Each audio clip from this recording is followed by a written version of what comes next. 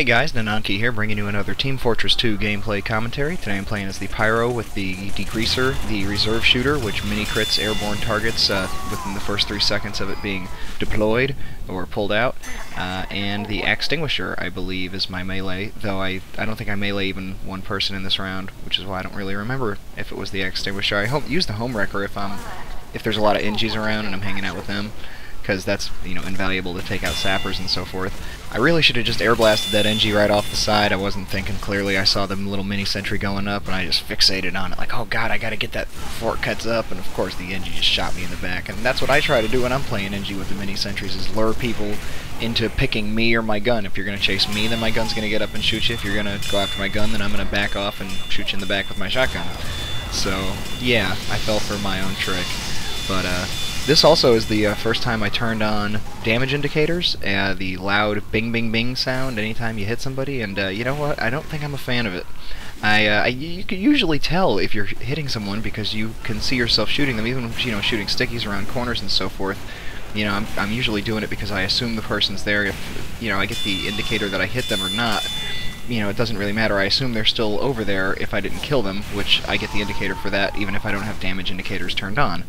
And even though the Degreaser has slightly reduced burn over time damage, it's still, I think, worth it if you're facing, more than, 2 people, or, like right there, a soldier in a demo, and I thought, I'm gonna let him burn for a minute, and then drop back in and try to finish him off, rather than stand there and try to face off with compression blast.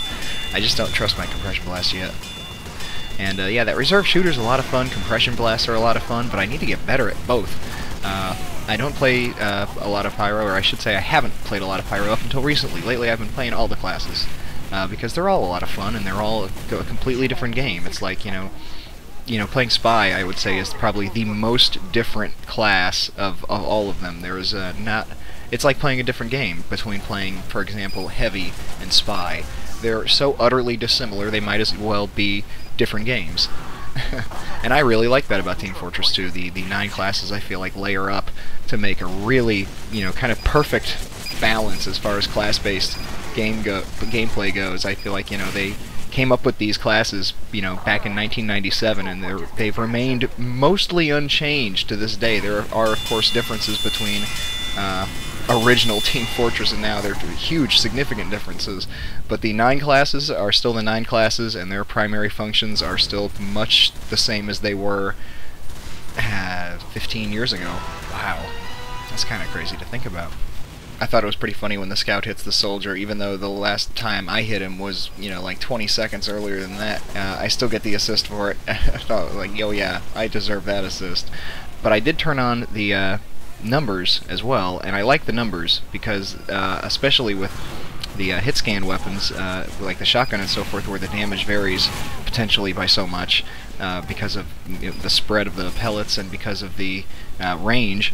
It's nice to know how much you actually just did to somebody if you see that you just pegged them for the majority of their life, and you know that they only have 1 hit left, especially if you have the health of the various classes memorized, or at least vaguely, you're familiar with the fact that, like a scout has the least health, a heavy has the most health, 125, 300. Everybody else falls in the middle along a gradient, and if you have any idea what that gradient is, then you've pretty much got a good idea of how close someone is to death. Trying to move in on the middle here, but they totally see me, so I'm just running for it. And the only bright side there is that while the heavy's focused on me, he's not shooting my other teammates, and it looks like they took him down there in the center and stopped that particular capture. But here we are in overtime, and once again trying to get the timing down on the compression blast, and I have to say I certainly don't have it yet. But hey, if I'm going to keep at it, and hopefully my videos will reflect an ever-increasing capability and skill level that will make them even more exciting to watch.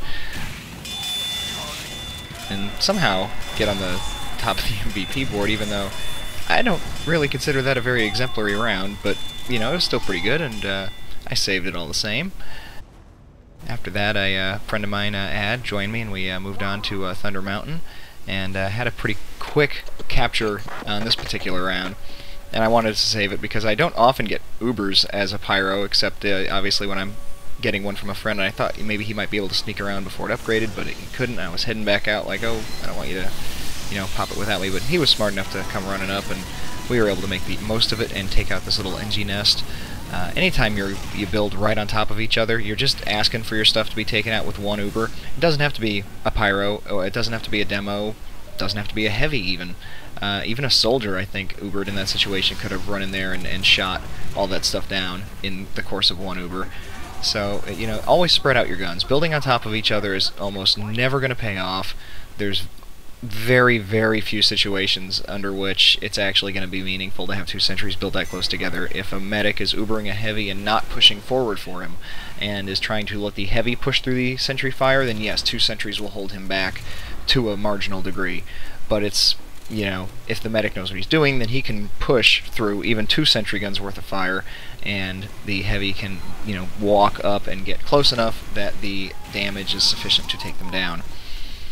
But, you know, the cart is still just moving right along. I don't think it stops for so much as a couple seconds on this particular round, which is kind of surprising because the rounds before this had been close rounds, and we'd lost a few and won a few, and then all of a sudden there was just this one landslide victory in the middle of it all.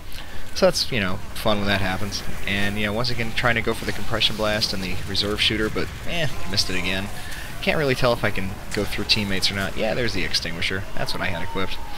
But hey, thanks for watching. Like it if you liked it, and I will catch you next time. Peace.